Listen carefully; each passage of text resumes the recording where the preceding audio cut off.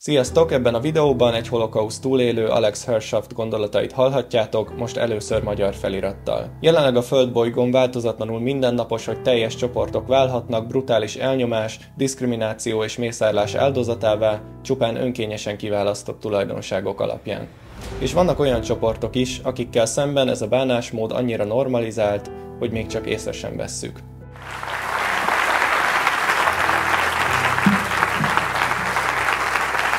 Thank you for this opportunity to share with you my personal journey from the Warsaw Ghetto to the struggle for animal rights. I was 5 years old on September 1st, 1939, when the Nazi armies invaded Poland. About 6 months later, we and about 450,000 other Jews in Warsaw and some of the surrounding areas were ordered to move into the Jewish section of Warsaw under penalty of death. By November 16, 1940, the walls were joined and the streets were blocked and the Warsaw Ghetto was burned. In mid-1942, roughly summer and fall of 1942, the Nazis began implementation of what they called Operation Reinhardt, and what we today refer to as the final solution. Between July and September, they dragged several 100,000 of Jews from the Warsaw Ghetto to the death camps of Treblinka and Auschwitz. It is estimated that nearly 1 million Jews were exterminated in Treblinka and many more in Auschwitz. They left behind only piles of suitcases, shoes, glasses, hair, and charred bones. Silent memorials to the thousands of sentient living beings who were no more.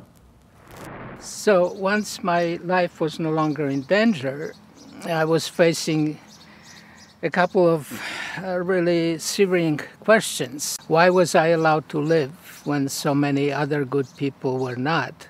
And what could I do to repay the debt? This bothered me for a number of years.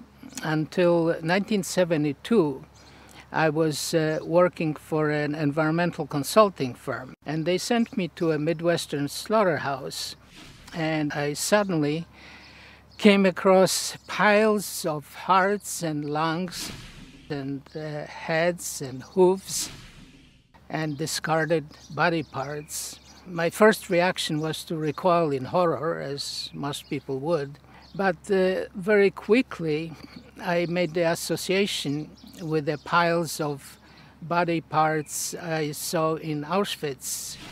The use of cattle cars to transport people to the gas chambers, the crowding in wood containers of the victims, the arbitrary designation of who lives and who dies.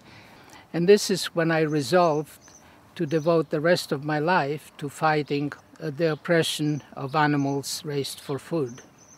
Oppression begins when you first tell a child that the dog on his couch is to be cherished and loved and appreciated, and the pig on his plate is to be abused and killed and dismembered and eaten for food.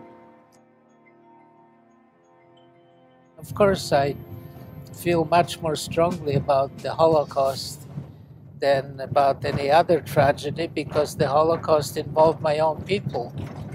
But again, in a moral universe, it really shouldn't matter who the victims are. We need to get to the source. We need to get to the oppressive mindset and stop that. That's the solution. If we can convince people that living beings should not be oppressed, then we will, in effect, have stopped all oppression. So when I made this decision, a number of well-meaning friends, they would say, Alex, why animals when so many human problems remain unresolved? because animals are the most vulnerable, the most defenseless living beings on Earth. Animals share many of the same feelings that we have.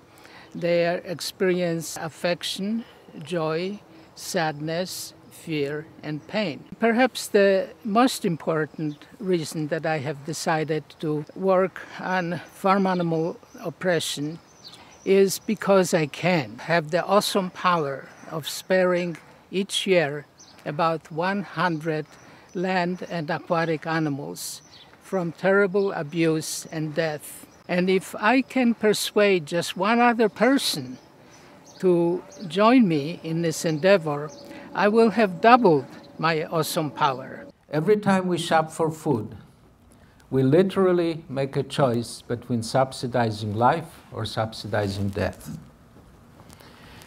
We can choose animal products with their deadly impacts on animals, on our health and our environment, or we can choose healthy, life-affirming foods.